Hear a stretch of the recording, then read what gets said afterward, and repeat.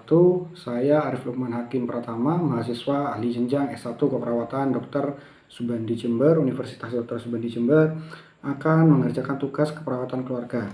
Di mana pada kasus kali ini saya mendapatkan kasus yang cukup menarik, yaitu seperti berikut. Pada kasus kedua, Tuan K adalah seorang kepala rumah tangga dengan istrinya Nyonya R dan anaknya anak L yang baru berusia 1 tahun. Nyonya R mengatakan anaknya rewel sejak 2 hari yang lalu dan mengalami diare. BAB, encer, ada ampasnya 7 kali dalam sehari, disertai muntah 3 kali, lemes, dan rewel. Nyonya R mengatakan bahwa sebelumnya anaknya telah diobati menggunakan rebusan daun jambu biji atas saran Tuan K. Namun setelah diberi air rebusan daun jambu biji, anak L muntah-muntah dan semakin rewel. Menurut Nyonya R, saat anaknya muntah-muntah, Nyonya R dan Tuan K bingung dan tidak tahu harus berbuat apa dan hanya diberikan air minum. Namun kondisi anak L tidak kunjung membaik. Nyonya R tidak pernah datang ke puskesmas ataupun ke posyandu untuk memeriksakan kesehatan anaknya. Menurut Tuan K, anaknya mengalami diare setelah sebelumnya diberikan cilok olehnya yang telah dibeli di pinggir jalan. Semenjak saat itu, anak L semakin rewel kemudian mengalami diare. Tuan K mengatakan tidak tahu bahwa anak usia 1 tahun tidak boleh diberikan makan sembarangan. Nyonya R juga tidak tahu penyebab anaknya diare dan bagaimana cara penanganannya anak diare dan muntah-muntah. Kondisi anak L saat ini KU-nya semakin lemah, rewel, nampak pucat, dengan tensi 90/70 dan nadi 88, RR-nya 24.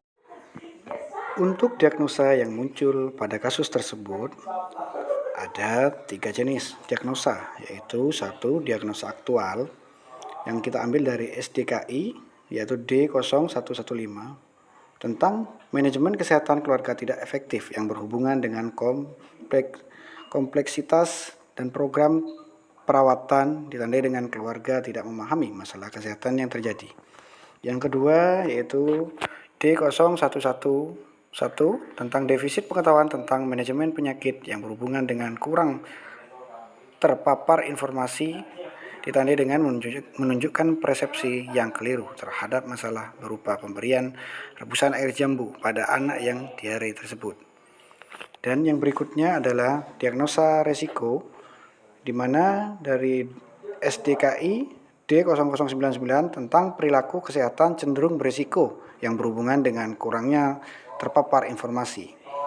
Dan yang terakhir diagnosa potensial yaitu D0090 tentang kesiapan peningkatan coping keluarga yang dibuktikan dengan keluarga menetapkan sasaran untuk meningkatkan kesehatannya dengan antusias mendengarkan KI petugas.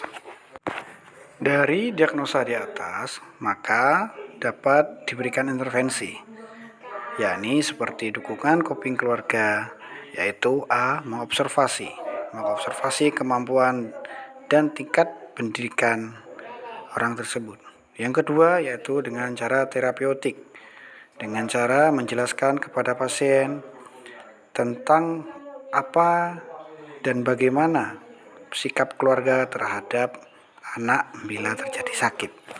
Dan yang ketiga yaitu edukasi, yaitu KIE langsung kepada keluarga, sehingga harapannya keluarga tersebut dapat menangani masalahnya sendiri dan menangani masalahnya dengan tepat. Pada kesempatan kali ini kita akan melakukan implementasi salah satu diagnosa dari kasus tersebut, yaitu implementasi tentang KIE terhadap keluarga. Hal yang perlu kita siapkan adalah leaflet dan buku dan pulpen untuk menulis dan mengevaluasi apa yang kita tanyakan terhadap keluarga.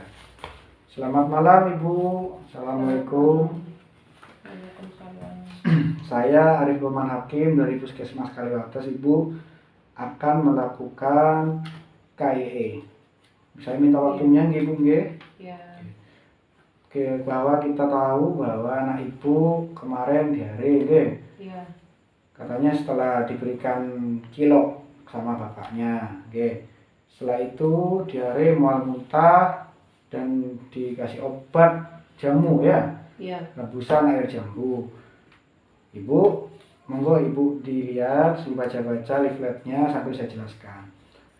Ibu, diare itu adalah kondisi di mana anak BAB-nya cair lebih dari 3 kali dalam satu hari ya.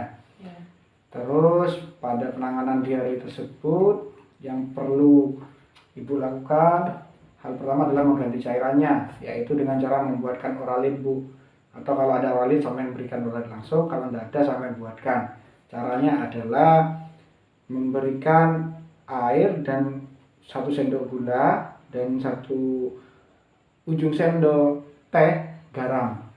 Jadi dicampur terus diminumkan. Seandainya dari minuman tersebut anaknya masih tetap diare, tetap lemas, sampai berobat ke fasilitas terdekat seperti rumah sakit atau puskesmas atau rumah sakit.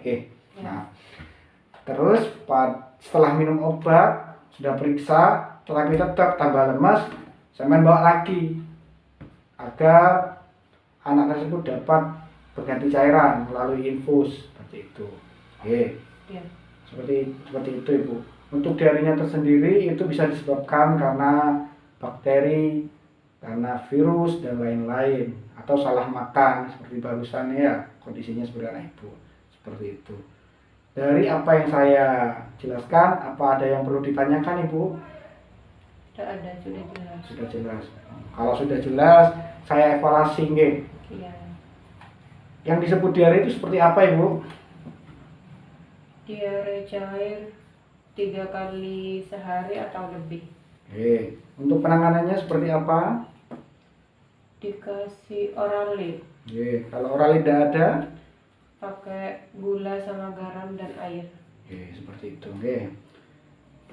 Mungkin ada yang perlu ditanyakan kembali sebelum saya tutup ibu? Sudah jelas. Sudah Pak. jelas. Iya. Seperti itu KIE yang kita berikan kepada keluarga.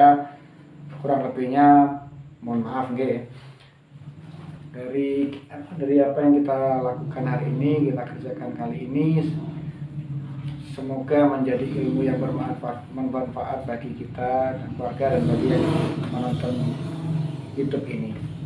Demikian dari saya. Akhir kata, assalamualaikum warahmatullahi wabarakatuh.